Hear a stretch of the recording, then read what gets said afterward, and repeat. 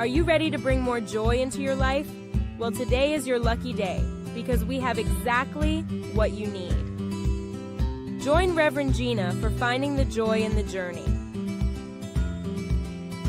Come recognize the beauty of life, explore various spiritual practices, create greater joy today.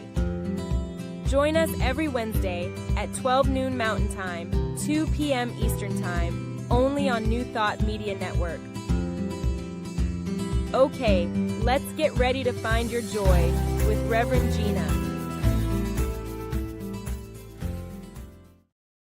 Hello and welcome to Finding the Joy in the Journey. I'm Rev Gina and I am blessed to be here with you today. Thank you for checking in with us. I know you are here by a divine appointment. Finding the joy in the journey is about recognizing that your power is now.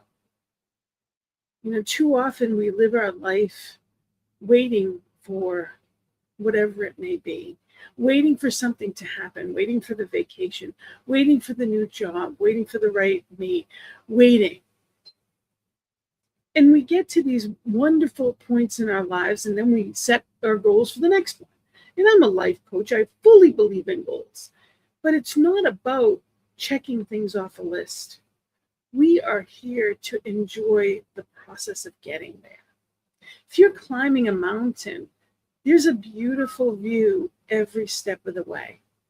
It's not just when you get to the top. Oftentimes when we're raising our children or going through life, we say, well, I just need to get to this point, or I need to get to that vista, or I need to get to that point. It's not about a destination. It's about being here now and appreciating the process of going wherever it is that we choose. That's the difference between same stuff, different day, or really being here now and enjoying where we are, who we are, and appreciating the process. We achieve more and we're more fulfilled when we recognize what we want, where we're going, and how we're getting there. So make sure your eyes are open every step of the way. This show is about coming together with people that are finding the joy in their journey and can help us bring out more of it on our own. Poe is joining us for this. This is my baby Poe coming in because whenever I'm live, she feels she needs to be a part of things. She's enjoying her journey as well. Today we have a wonderful guest and a friend of mine. And I am very grateful. He has done so much on this network, New Thought Media Network, and so much in general. Zo De Muro is originally from New York City. He relocated to the West Coast over 30 years ago, which was a move that profoundly deepened his emotional and spiritual journey and continues to guide his life with clarity and purpose. A dedicated presence in the health and wellness community since 1989, he served on a wide range of roles, including certified personal trainer, performance coach, certified wellness coach, transformational coach, spiritual advisor, speaker, and author. Zo was he's honored to have contributed as a trained co-facilitator, content creator, and active member of support groups for adult services survivors of child abuse. Work rooted in compassionate healing. He is compassionate. He helps others heal, and he shares his strength across all of his endeavors. Zo's life mission remains constant, supporting others and living fully, freely, and authentically. To further that mission, he recently published his first book, which we're definitely going to talk about, From Vision to Reality, Transforming Your Life Experience by Achieving Smart Goals and Beyond. So it is my blessing an honor to present my beloved friend, Zo De Muro. Welcome. How are you? Thank you. I am very well. I am very well. And I am truly honored to be on with you. You have been a magnificent friend and mentor to me. And as you know, I've adopted you as my sister. So I'm loving that. I love that. I appreciate that. Um, you know, I I miss talking more. We were on the prayer team together, and you have, and I want to say this in such respect. I boundaries for me all of my life were never easy. They're better now than they ever were. But you recognize that you were going over the boundaries, that it was taking from your personal relationships and parts of your life. And you took a step back from all that you were doing and volunteering in to be present with your family and your life. And I really respect that. I have to say, it's one of those things that I think too often we think of all the things we want to do, have to do, should do, and all the things we're meant to be kind of get lost in the mix sometimes. So I know it's only been a couple of months that you've kind of taken a step back, and I'm so grateful. How have things been on your retirement? Because you are retired, but you were running ragged. So I'm very happy that you're getting an opportunity to be retired a little bit more. Tell us about that. Well, first of all, as someone pointed out to me, they said, okay, so it's not retirement, it's refirement. It's being able to rekindle this incredible energy and to take that energy and to apply it in a different way. So I have always, always, always wanted to be able to see life being lived as fully as possible, right? No question about it. I spent a very, very large portion of my life not doing that. So once I understood that was the case, it just became my life's mission to be able to truly live. There's a quote I have up on my wall, which I always have to read this. This is from Voltaire. He said, "God gave us the gift of life. It is up to us to give ourselves the gift of living well." And that has been my mantra. So what does that mean to you? What does living well mean to you? Okay. Living well, first and foremost, means being true to oneself. And there was a time in my life when being true to myself, I thought meant that whatever it was that I decided was right was right. Whatever I decided was the way had to be the way. That you spoke about boundaries. Because of the way I grew up and because of the things that I went through in my early life, for me, boundaries started off as walls.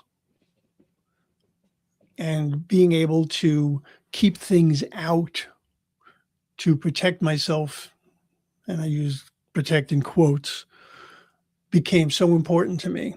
But it limited me. I didn't realize that what I was doing was not shutting the world out. I was shutting myself out of my own life. So to live fully, when I say to be truly oneself, okay, so who am I then? Right. So a lot of my life has been about that discovery.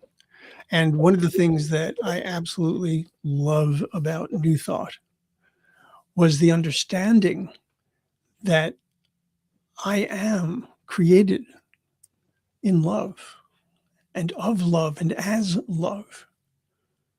And love being the greatest power that could possibly exist. It's like, well, that's within me. That's amazing to me. That is absolutely amazing. So my truth is huge. Yes. Being able to be true to myself means being limitless in many, many ways. Now, I want to say, because this drives me crazy when people say, whatever you put your mind to, you can do. It's like, I have put my mind to flying many, many times without a plane. Hasn't happened. And I don't think it's going to.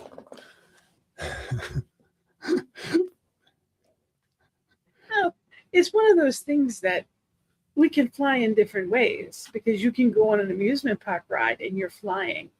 You can be so excited and joyful in your life that you feel like you're flying.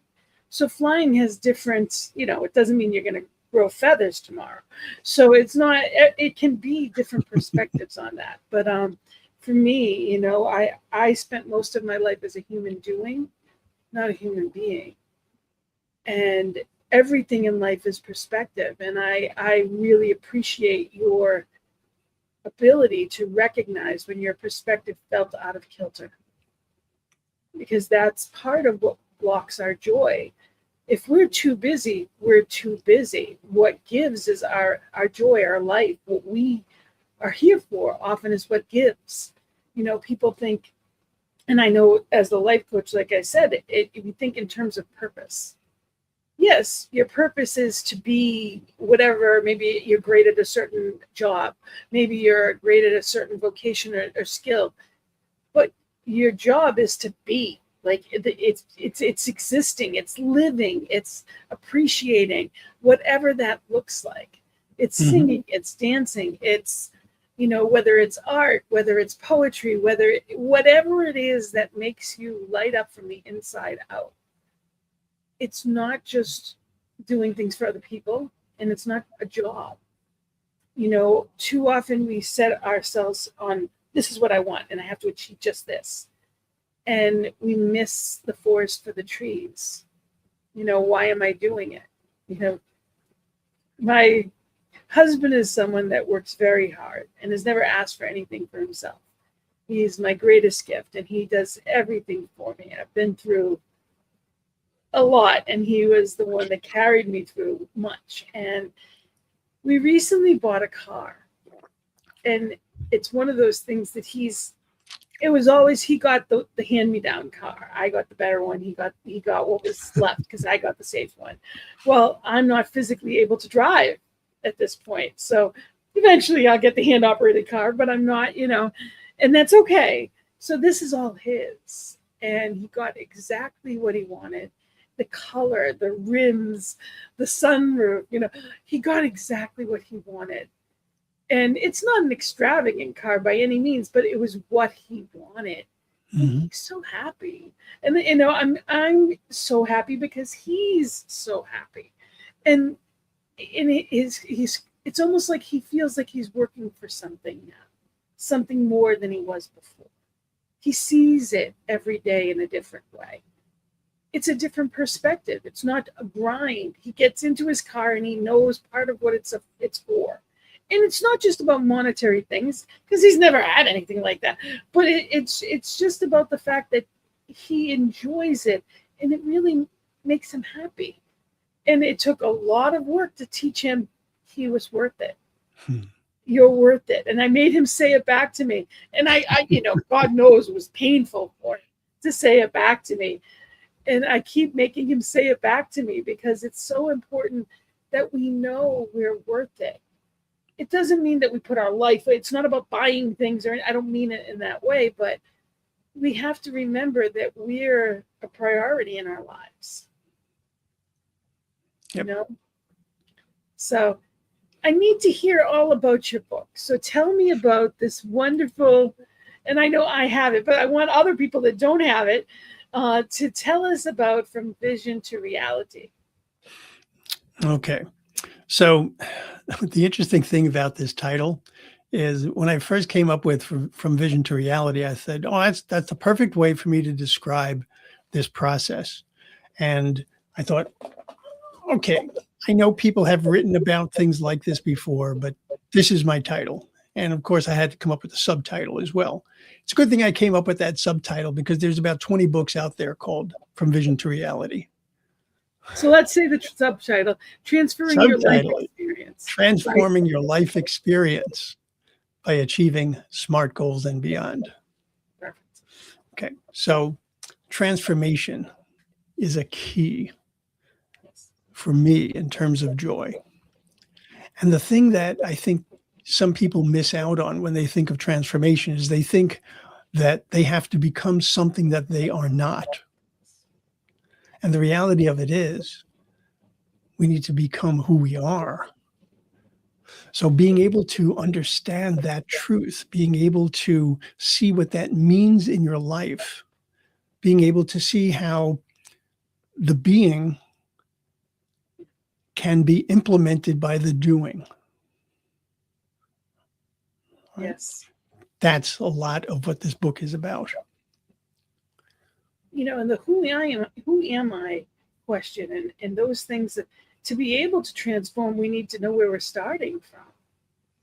You know, and unfortunately, you know, so many people don't take the time to know and appreciate themselves. You know, we live in a life that is bigger, better, faster, more. At least in the United States, that's our lifestyle. So to know yourself and to know what your truth is and to live that, sometimes we're a little older when we start to learn about that. When do you feel like you started knowing your truth? Absolutely knowing my truth when I was about 50 is when that started.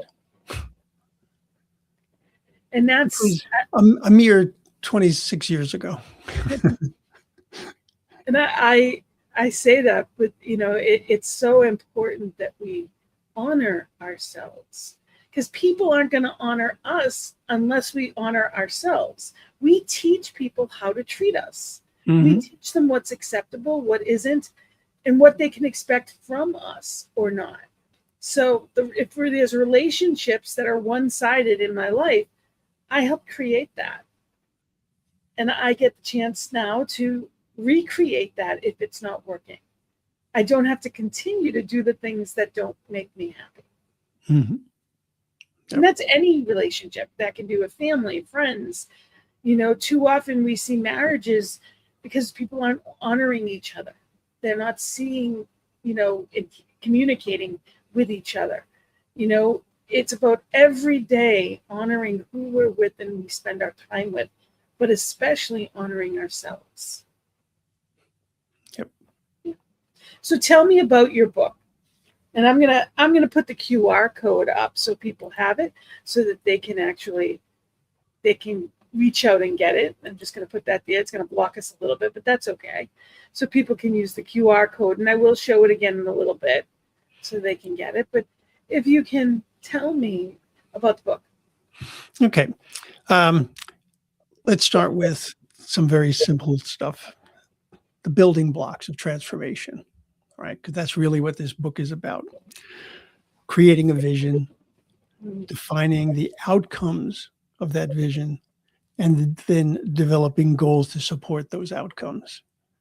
Now, the words get a little bit confused at times, right? So everyone who writes a book has their own way that they use words and has their own lexicon and stuff. So I wanted to be able to differentiate among those three things: vision, outcome, and the goal.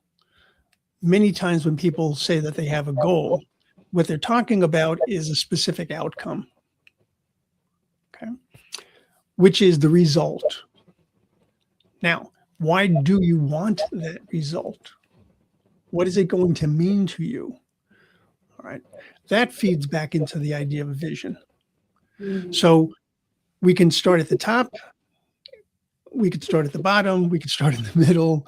It really doesn't matter where you want to start, which of these starts giving you a sense of how you can approach a transformation. For some people, visioning is a big time activity for them. And in our community, the New Thought community, visioning is something that we talk about all the time. And it's an extremely important practice. But there's more to it than simply having this vision. You know, we use this expression, treat and move your feet. Yes. right? So it's not just, okay, so I'm sitting here up on this roof because there's a giant flood and, the boat comes by and say, hey, we can take care of you. No, it's okay. I'm waiting for God, waiting for God. And then it doesn't work that way. Tell the rest of the story. I love that. Oh yeah. So people on the boat go over and then a helicopter comes up and says, hey, I'm here to save you. Well, waiting for God. So the helicopter goes off. Water's rising. Eventually, the water rises to the point where there is no salvation. There is no way to get past it. Being able to be aware of what's available to you, being able to be aware of how you can employ it, being able to be aware of how it would change things for you. This is all part of what goes on in this transformation. It doesn't always look like we want it to. Oh, or God, we think no. it will. Because the last part of that is they get to the pearly gates and they get to it and they say, but I thought you'd save me. Oh, yeah, I sent you all these things. I sent you 2 boats and a helicopter. What did you want? Right. I always get a kick out of that because it often doesn't look like we think it should, quote unquote, because that's, unfortunately, we have an idea. And when we allow for the highest and best, it comes in amazing ways, but not always what we're expecting. Yep. So I wanted people to be able to take their vision and be able to implement it in a way that enabled them not only to achieve what they wanted to achieve, but to be able to grow through that process, be able to enjoy that process, be able to find ways to be compassionate with themselves and allow the joy, if you'll excuse the expression, the joy of learning. So that's the basics of what the book is about. And I've had people who... Can you give us the acronym, the SMART acronym? What does that mean? Okay, so this is something that's been around for many years. And again, I have my own specific interpretation for each of those letters. My interpretation is the S is specific, the M is measurable, A is action-based, R is realistic, and T is timelined. Okay. When people do not achieve the outcome that they want, if you look at the goals that they set to get there, oftentimes they have created goals for themselves that are all or nothing type goals. They don't take into account, life. It's not about I'm going to I am going to do this. I'm going to determine that I'm going to get from this point to that point. That's all there is to it. Well, no, there's a lot more to it than that. What lies between there? What happens to you along the journey? What happens if get detoured? It doesn't mean that sometimes we get detoured, but that doesn't mean that the goal is lost. It just means that we were detoured. And sometimes what we needed was in what we were detoured to all the way. Sometimes our failures are part of what we needed to know because they're only seeming failures along the way to what we were going to do. I've had businesses and I've had different positions that didn't work out. And there were times that I'd ask, what's this about? But in the end, I had the skills I needed for what was coming next. Mm-hmm. Yeah. Every step you take, whether it's leading you closer to what you want to, or it's giving you a lesson as to why that's not going to lead you closer to where you want, is a blessing. Absolutely. I just want to say we're live, so anybody is welcome to leave us messages. We'd love to hear from you. Definitely, we would love any comments or anything that you wanted to add to the topic today. Okay. So I wanted to point out that when I see people apply the SMART framework and apply it well, that they achieve far more often than people who just say, okay, this is what I want in my life. And I'm not sure how I'm going to get there. Don't know what's going to happen. But this is it. I have to have this. So what we're doing is we're creating, what's the word I want? An environment in which we can operate. And it's one in which we can learn, one in which we can grow, one that provides benefits that go way beyond whatever it is that you're trying to achieve initially. Matter of fact, what I'll do with people who have difficulty, who tell me, well, I've tried to do certain things over and over and over, and I've just never been able to get them. So I don't trust my judgment. I don't trust my ability to make these decisions. So we start with simple ones. We start with things that they feel that they have a greater understanding of, and we dig into that understanding. So when I talk about something being specific, I mean specific. And specificity can mean many different things. It could be about timing. It could be about quality. It could be about quantity. So many different ways to look at it. But if it isn't specific, if it isn't something that you can actually measure, how do you know you've gotten there? How do you know that you've actually achieved that? Being able to understand what it is that you need to do to enable something is going to give you a lot more information. And then as you start to break these things down, you realize, well, wait a minute, if I want to be able to do this, then I need to support that with this other thing. Okay, so now if I have this here and I have this underneath it that's supporting it, well, do I have that support currently, or do I have to build that support? Okay, so now the goals shift in terms of priority. So being able to understand what's going to really make something work becomes really important. One of the chapters that I have is called Recall Your Best Experience with a Goal. Well, more often than not, what people really learn from is telling me the reasons why it didn't work.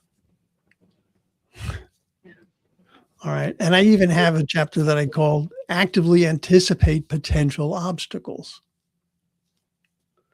So it's not about trying to be negative. It's about considering, okay, what might crop up for me that I would have to deal with. There are so many things in life that we have absolutely no control over whatsoever other than our reaction. Okay. But there's so much more that we do have control over that we don't realize. Yeah. Which is how my next book is coming out. So tell us about that one. What's that going to be? Okay, so that book is going to be called Choice, Your Creative Superpower. All right, I did a show a few years ago. Many of us may find that familiar for those of us that are used to the network. Yep. It was a show that I did on the network for a couple of years. And what I loved about that show was the comments that I got from people. It's like, I never would have looked at it that way. I never considered that. And there's just, the show always went back and forth between how choice affects something and how something affects choice. Because there is always that duality in terms of, well, not duality, but the bi-direction. That's what I want. So it's all about being able to live your life as fully as possible. Yes. That's what we're here to do. That's the whole point. Yeah. It's to achieve, it's to, yes, we want to achieve things, but it's how we do it. It's so important.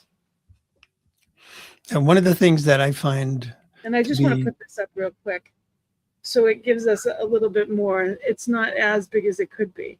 But can you tell us again what S is? S is specific. M And is it's measurable. A is action-based. R is realistic. And T is timelined. yes. So it's making sure that it's a great little example of being able to put it out there, and we can, write it just like that on a piece of paper and put beside it what are the things that we need to add in there. Yep. And I just want to say, if anybody ever wants to, they can reach out. My information is always down the bottom. Wherever you're watching this, it has my email address. You can always reach out to me, and I can get information to Zo, which I'm going to put his information up there. So you can either reach out to him directly, or you can reach out to me. So I'll put mine up there as well, believeInYouToday.com, Gina at believeInYouToday.com. So you can always ask us questions. Yeah. But your show was phenomenal, and it had some great topics, and it talked about your superpower. So how did you realize it was a superpower? Realized it was a superpower first by realizing all the different places in which I had choices. Yeah. I mean, that was the number one lesson, that there are many more choices in life than we would think. And as I said earlier, you might not be able to choose circumstances or conditions, but you do get to choose how you'll respond to them. You get to choose what they mean to you and for you. And you can take two people, give them the exact same situation. They will react completely differently. Yep. Right. One person will see something as being, catastrophic. The other person will see it as an extremely difficult obstacle. Well, And one of the things in New Thought, isn't it? Where's the good in this? I demand to see it. Is it Mary Baker Eddy that said that? I demand to see the good in this. And it's about really being in that place of knowing that even though it doesn't look like I want it to, there's something here. And what is it? And, sometimes it takes years to realize. And sometimes it's, there's different, when we lose people, when there's grief in our life, or if there's an illness or whatever it may be, it's not that in the end, we're not better for whatever may have been lost or for health situations or whatever it may be. But the blessing is I appreciate life a lot more. I've had quite a few, several, let's just say, opportunities where doctors feared for my life. I have faith, but I had plenty of opportunities. I don't think I am better because of what I've been through in that sense, but I can help a lot more people. I have empathy in a different way. I live differently. I appreciate things differently than I did before. I'm different as a result of what I've walked through.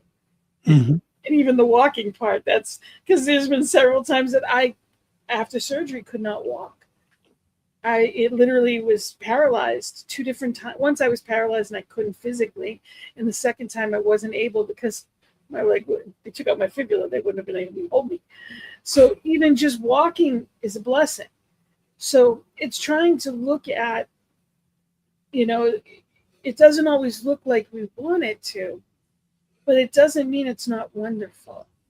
Life itself is the gift, and I get a different view because I've slowed down because of what I've been through. Mm-hmm. When I was running 100 miles an hour for anyone and everything, I never had peace. I didn't know what it was. I didn't know how to slow down. I would never have become a minister. I would never have the relationship with spirit that I have now. It took what I went through to slow me down. And is it the way I would have wanted it to be? No. But there's beauty in it in different ways. So it's, what can I do with this? And my personal thing is, if we don't help other people that have been through what we've been through, then it's for nothing. But I get to help other people live differently, see differently, experience life differently, That's what this show is all about. Choosing joy today, right now, you know? And I want you to tell me what brings you joy.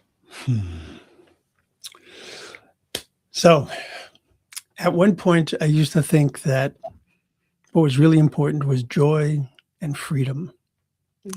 I have come to realize that joy is freedom. For me, I would say that there are three things that tie together for me in terms of joy: awareness, connection, and creativity. Um, each of these has a very important part in my life. And whether I'm talking about from a truly spiritual perspective, I'm talking from a relationship perspective, I'm talking from a work perspective, whatever it might be, all of that makes a huge difference. Mm-hmm.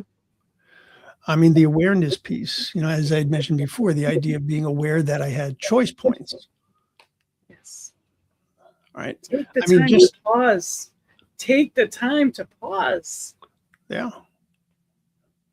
Yeah. I mean, when you realize that, you stop being victimized. You stop being put down and put upon. Mm. Creativity is a very, very big part of my life. Initially, my creativity was based around connection, my desire to connect. So I would try to be funny, for example, so that people would be more welcoming around me. Or I tried to do things that I thought would make people smile and make people happy. So a lot of my creativity early in my life was outward, and it was designed not so much as an expression of myself, but more as an invitation. Things have changed a lot over the years. Yeah. What I have discovered is that the more me I am, the truer the connections are. Mm-hmm. The more that I am able to actually bring out the reality of my perspectives, the reality of my beliefs, the reality of what I just find to be so important in life. I actually read something just this morning, that said creativity is joy. And I paused with that and I thought, isn't that an interesting, when we're, all of these things, joy is something that is innate, just like love and peace. And those are all innate qualities of divine that live and breathe within us, regardless of whether we're using them or not. So when I stopped and really thought about that, and I said, okay, creativity is joy. When we think about when we're being creative, it's coming from the divine wisdom. What's coming out as that new idea is that one mind that is living and breathing through us. So yes, it is joy. It is the love. It is the answer. We are the hands, the heart, the voice of spirit. So when we are creative and things come out in a new way, whether you call it the ether, whether you call it the universe, whether you call it spirit, it is a new living through us as individualized expressions. So, when you think of it in that way, am I being creative? For me, I love to make jewelry. I love to color. I have to do artistic things. It's part of, not, if not every day, most days, even cooking and things like that. That is creativity. Mm-hmm. Very much so. And as well as in our ministry, all of those things it's all part of creativity. It comes out in different ways. But to be in joy, we must have some of that living through us. Seems, one of the things that frustrates me the most and has, when you hear same crap, different day. And I can't tell you how many times I've heard that. And every time I cringe. It's like nails on a chalkboard. Because if it's the same every day, it's because you're doing the same thing every day. That's the definition of insanity, is to do the same thing, expecting different results. And the answer isn't to just take a vacation. Because then people come back to that same life, that same existing, doing the same thing all over again, and can't wait for the next one. It's about living that vibrant life. It is about being our most creative and joyful self. It doesn't mean it's easy. And I want to make sure we don't confuse joy with easy. Joy is who and what we are. Yes, there's a flow, but easy has nothing to do with it. When we accomplish things, we feel good. It doesn't mean that it didn't take effort. Yep. And it doesn't mean that the things that we accomplish easily are better than the things that we had to struggle for. Yes. I mean, I will tell you right now, I've been working on creating a bracelet for a friend of ours. And I wanted to do it. Usually I do beaded jewelry. But I wanted to do a paracord bracelet for this guy because he's kind of rough on his stuff. I have been going out of my mind trying to learn this new technique. I hope he appreciates it when he gets it. Oh, he's already said, well, I'm going to have to pay you for this. I said, no, you're not going to pay me for this because I'm learning and I love to learn. Yeah. I said, I'm not going to lie to you. I'm not going to say that it isn't frustrating at times. It certainly is. So as a matter of fact, on my workbench, I wrote down, never give up, never give in. It's so important that we're expanding ourselves in some way every day. And for me, the word discipline used to be a 4-lettered word. Like I used to think of that and just think somebody telling me what to do and hating anything to do with it.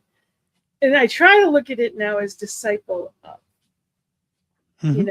When I go with the flow of spirit, anything and everything can be made easy.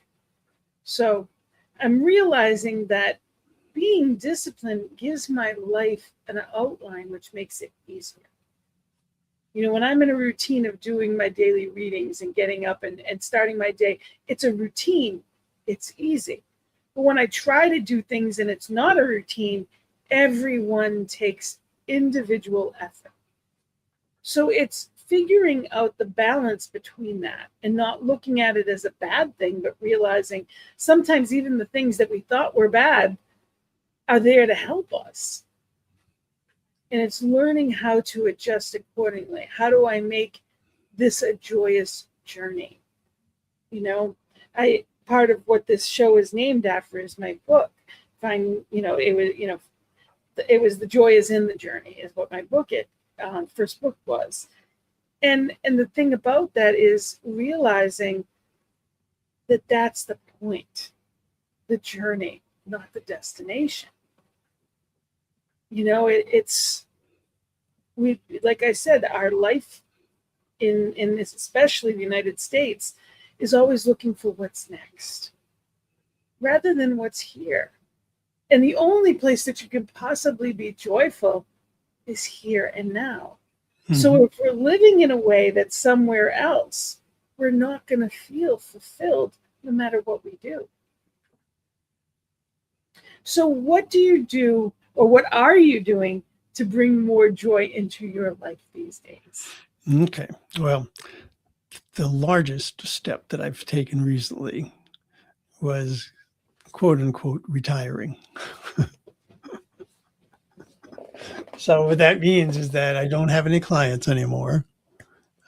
Doesn't mean that I don't pray with people. I pray with people every week, every day, literally. It doesn't mean that I don't look for ways to make a difference in the world. Most certainly do. But I do it a little bit differently these days.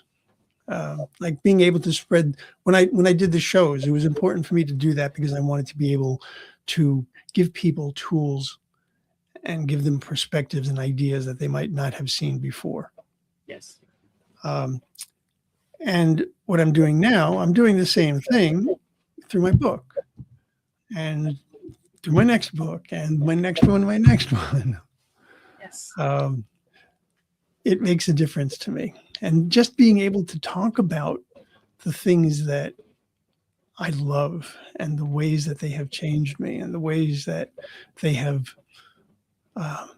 enabled me to see. Let me back up a little bit. We talk about life, liberty, and the pursuit of happiness. All right. Well, here's the deal. If you live your life, if you recognize that you have freedom within yourself, joy is there Always. always. You don't ever have to pursue it. You don't ever have to worry about it disappearing. You don't have to worry about it being an either or. Joy is always there. It's like the irony of people that are looking for love. They are love. When you realize who you are and what you have to offer, the right one will be attracted to you. You know, it's not about seeking out there. It's about starting in here and knowing that I'm worth what it is that I choose. Just knowing what I have and appreciating it right here and now is the beginnings of joy, regardless of what it looks like. You know, it doesn't matter if there was, a bill or a ticket or there's things going on in life. It's not about the small stuff. It's about the big picture of who and whose you are, of the love that you offer and what's in your life. For me, spiritual connection and, community really plays a big part of my life. And it wasn't what I was born into. It's not even the religion or faith I was born into. It's what I've created and what I've cultivated and what I've come to and what I celebrate. But that's all choice. Like you said, it wasn't because someone else told me or allowed me. It's because when I was, be still and know. And when I did, it was another step and another step. So I encourage people, if you're not seeing it in your own life, find someone to help you with that. Whether it is a coach or whether it is somebody in ministry in some way. Whatever it takes, I invite people to find the help that they need to realize it now. Not just a life coach to help you get somewhere else. Because yes, goals and accomplishments are important, but realizing it. And I want to also bring up one of the things that you had said that I loved was your spirituality is really how you found your power and strength. And I loved that because I agree with you. The more connected I am, the more I realize my power and my strength.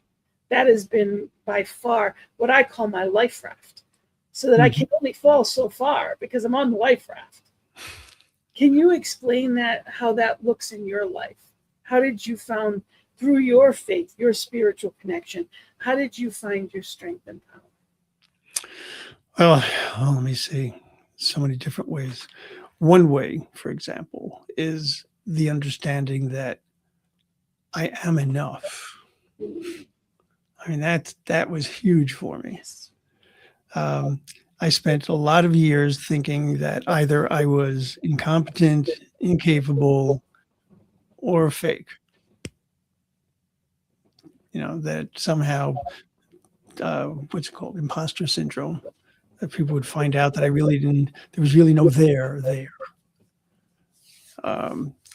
One of the reasons why I wrote the book about visioning outcomes and goals is very specifically because I wanted people to realize that there is a connection between, more than a connection, but I'll just say it this way, that there's a connection between the everyday life and spirituality, that they're not different things. They are the same thing.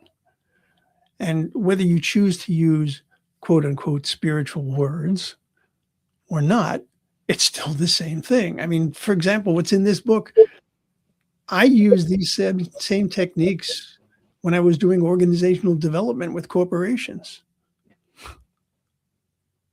All the same techniques, different wording, all right, but the same type of thing. So being able to do that, for example, being able to bridge those seeming gaps, that brings me a tremendous amount of joy. I forgot the question. How did you find your power and strength? Yes, in spirituality. Yes. I know there's a lot to unpack with that one, and we could spend an hour on just that, but just in general. I would say one of the biggest ways that happened was by my being willing to ask for help, by being willing to be open, and initially vulnerable. A lot of people talk about vulnerability and how important vulnerability is.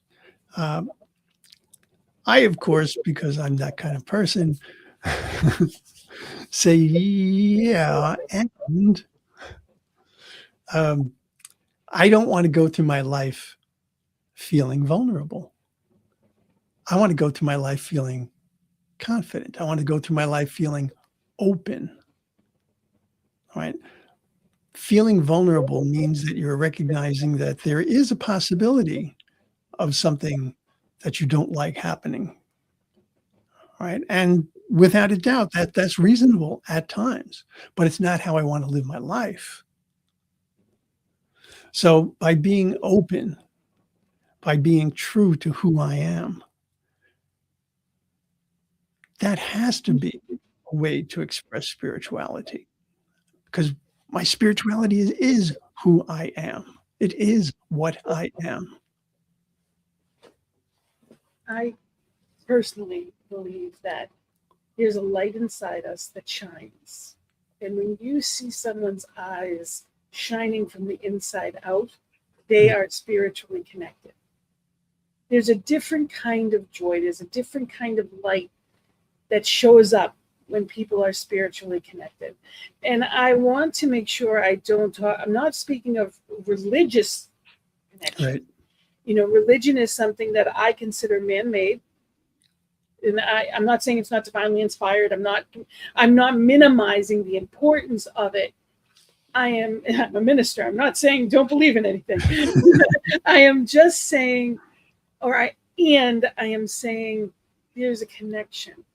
And when you are connected, there's a light. Even when you go through pain or when there's hardship, there's a light that is always shining. I have a poem called The Lighthouse, because as a spiritually connected person, you are that lighthouse, guiding others safely, letting people know that they can be there. You can be there for them, with them. You honor people just in your presence, and you can receive that back. I truly believe that part of joy is knowing that connection and having that. And that could be found in nature. That could be found, walking a labyrinth. That can be found, for some people, there's exercise or yoga or different things, meditation. There are practices. Some people find it at a spiritual service. Whatever it is for you, I really encourage people to really be in that connection. However you find it, enhance it. And I promise you, your joy and contentment will grow, because it's just uncovering what's already there. And I believe that that's one way to find it. I agree. And it's funny, because even though we're talking about joy as being something that is truly an innate part of us, it doesn't mean that there isn't a practice around it. Yeah. Right? Being able to open to it, being able to see it, being able to release what prevents you from seeing it and feeling it. And sometimes we need help. Yep. Sometimes you get stuck. It's normal. So I encourage people, whether you reach out to me or reach out to someone else, you reach out and get that. Human beings are meant to need each other and lean on each other and live that way. So I truly encourage people to find your path to joy if you don't feel like you're already on it. Finding the joy in the journey it's called that for a reason. It's not just a given that you're going to experience it. If you don't feel you are, this hour and what we do here is helping people find it. But if you need help, reach out to us. And it's hard to believe that it's an hour, but we are at that time. So I want any final words or anything that you would like to talk about or put out there on joy. Okay. I would say what I want people to really understand and really feel is that when we say that you are perfect, whole, and complete, we mean it. We do truly mean it. You are made of literally the exact same stuff that the stars are made of. You have abilities, capabilities, powers, strength, far beyond anything you could ever imagine. Allow yourself to be you. Yes. Thank you. Thank you. And Poe and I agree. And, it is have a sense of humor. That's part of joy, is taking things lightly and going with the flow. So make sure you surround yourself by people that will help you do that. And if not, remember, if there's anything in your life that isn't the way you want it to be, the power of choice is we get to change it. So I thank you. And I remind people once again where to get your book, that they can go to Amazon right now, soon on Barnes & Noble, but Amazon right now it's available. And this is you can scan this and it takes you right there. So I thank you, my friend. Thank you for helping me find more joy on my journey and helping all of us guide our path a little bit more closely. Remember, everyone, this network is here because of people like you. Thank you for what you give. Thank you for letting people know that we're here. I want you to know that I lead every Thursday evening, Sacred Circle at 7. This is the Zoom information. You can reach out to me anytime, and I can send that to you. But it's a sacred circle that is spiritual community, and you are invited. 7 p.m. Eastern time. I want to make sure I say that, Eastern time. And every Sunday night, we have a wonderful group that's here every Sunday evening, and we do an international Sunday service. So I invite you, I encourage you to join us, and just know that there's so much here on this network that can help you find some joy and stay in it. I love you. I appreciate it. Thank you so much, Zo, for being here with us. My pleasure. Thank you all for being here. Sending so much light, so much love. Until next week, namaste. Blessings and love. Thanks for watching. We'll be back again next week with more Finding Joy in the Journey.